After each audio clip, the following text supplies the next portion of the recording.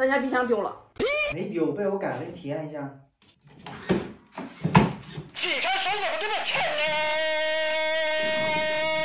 你怎么的？你还想打我是吧？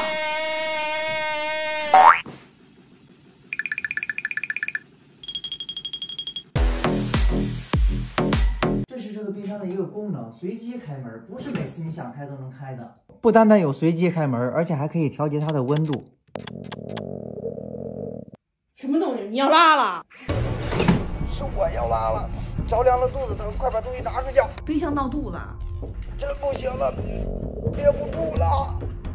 一般到这时候就该把东西取出来了。为什么我要是就不取呢？那你不早说。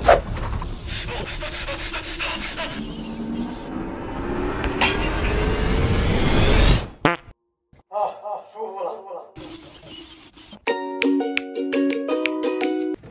我剩菜呢，我真服你，把我这冰箱改的这么不三。怎么跟我大哥说话呢？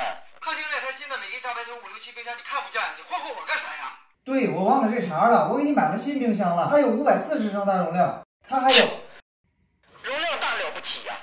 你别插嘴。它还有3档备温空间和高保湿空间，想放啥就放啥，而且厚度只有60厘米，贴墙放复流卫生死角。真是香比香，气死香啊！怎么这么多事儿？你怎么设计的我？让我低香一等，不会设计就别设计。你不是设计了2冰箱吗？把我那冰箱扫地拿出来，让他女人见识见识。